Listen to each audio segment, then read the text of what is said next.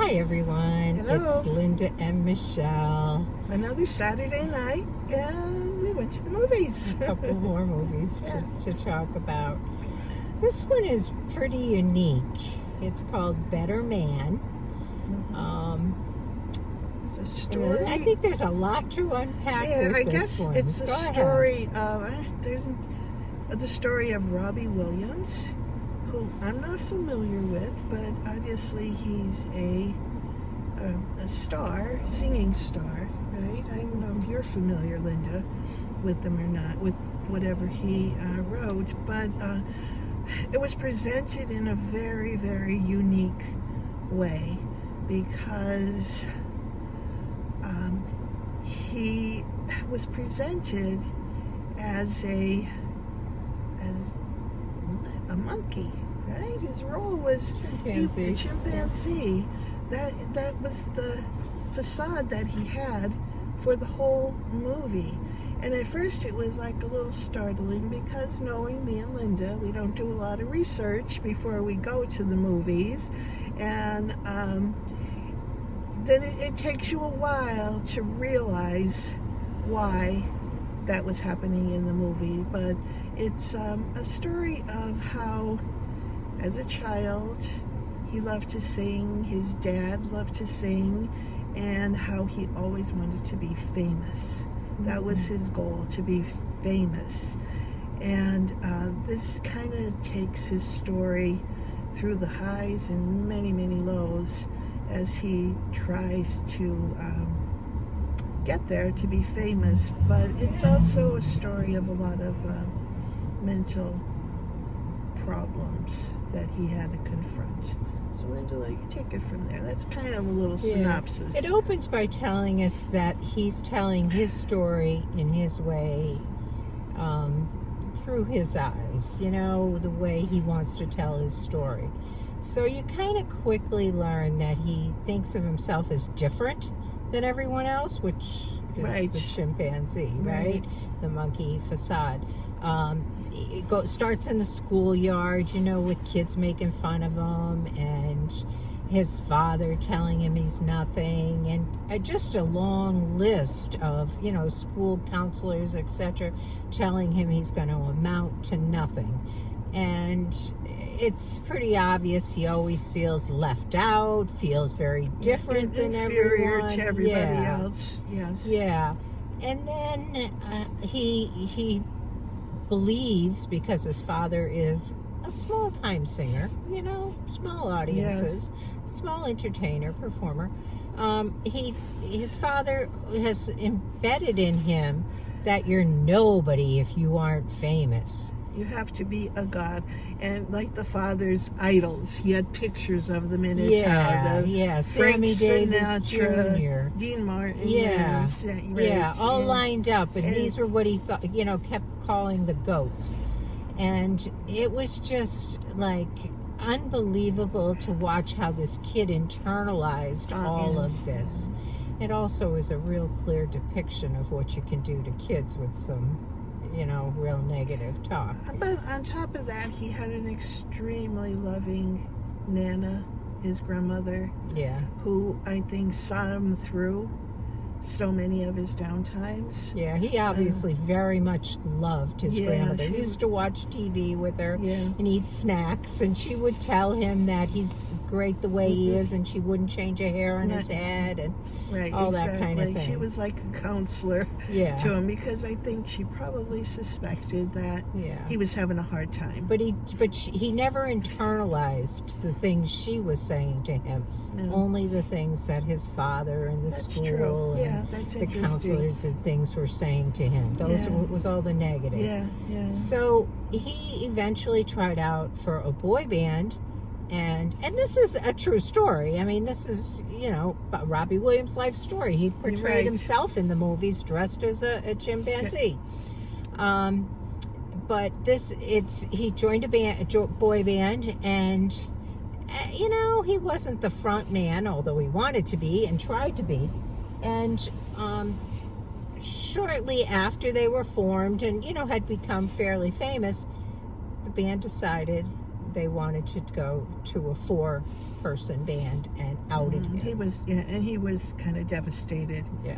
He spiraled. Yeah. He It was spiraled. really clear Yes. at that point that he would not talk about how he was feeling. Like, he stood up and said, okay, took a watermelon and left the party.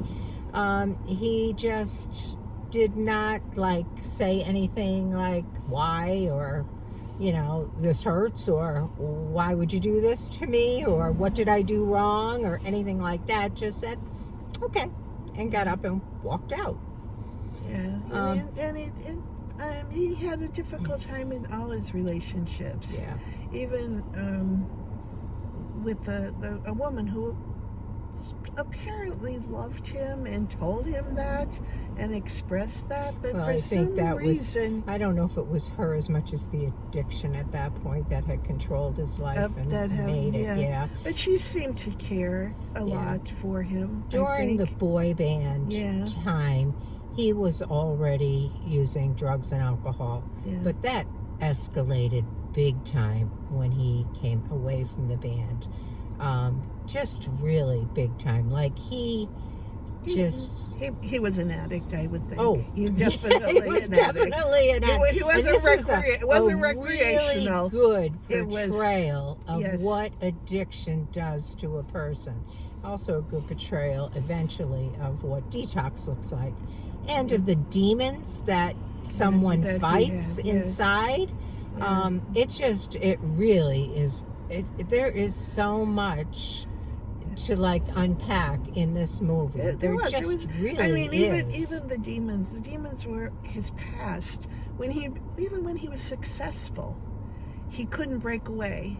He could not walk away from those. In the beginning, I thought he saw himself looking back at himself in the audience from different ages, and then I thought, these are the demons of his life looking back at him. And then in the end, when he started to overcome the shame, I thought, this is himself playing back to his earlier self, showing them what you can accomplish. And he made proud of himself. I mean, in the movie, I'm sure it wasn't in real life, but it showed how he was trying to crush these demons, how he was trying to get rid of them from his life. And would you call that the detox part of it? The detox part was when he was locked up in that one bedroom, fighting all those withdrawal symptoms. Yeah, but and it didn't matter how much money he made or how popular he was. None of that changed how he felt about himself. A couple of attempts of taking his life, and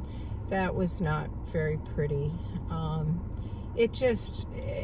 What a horrific, horrible life he really lived until he came to terms with it at the end. And I think there were some significant things that made him come to terms with it. A friend who said,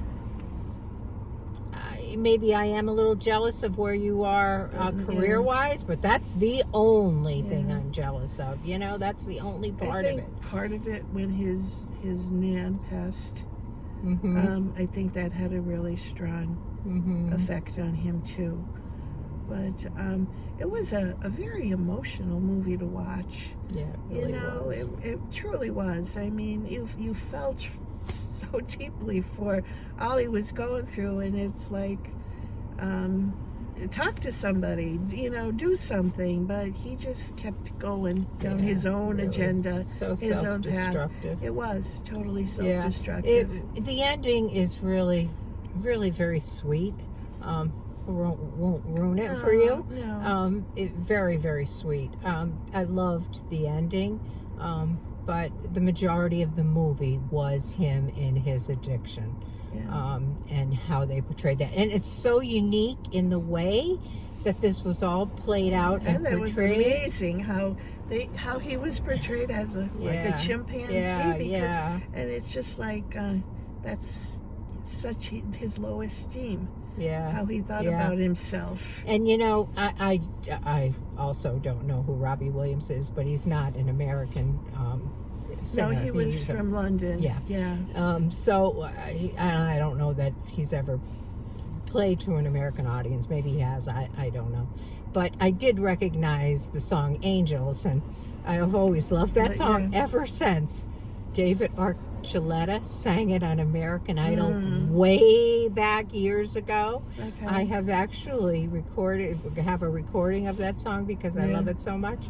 That was beautiful. Yeah. And I think that was in memory of his grandma. But I didn't know he wrote that and sang it. I didn't know it was his song. He was a prolific writer, but a lot of his stuff never got through for some reason or another. Yeah, he did Until write the a end, lot. yeah. He was Until later. But, definitely a songwriter. Anyway, so How would you rate it? I'm going with an 8. Yeah, I am too, and I would say it's really worth seeing. I think so too. It was the whole thing just had me involved in what was going to happen and how he was going to resolve and what was going to happen. And the way to him. they just portrayed it all was so interesting. I think it was. What I would love to hear from you, if you saw it, what are your thoughts about the monkeys, the chimpanzees, his self in the audiences? What do you think was the message we were supposed to get from that? What helped me to understand when they were in the audience? Yeah. The one thing I did notice when they were in the audience, they all, at the end, especially when a lot of them were at the in end, the audience, he was like playing to them, like, look what I've accomplished. because there were him in the outfits that he wore. Well, that was true earlier, though, too. Was it? Okay. Yeah, but I just don't know what the message we were supposed to pull out of that at that time. Yeah. Like in the beginning, I did think it's him, like looking at himself, like kind of seeing himself, looking back at him. What he thought the audience was seeing or something, but I'm not sure. So I would like somebody's opinions on that. Yeah, I would say I would recommend it as a movie to go see. Yeah. I mean, I really did.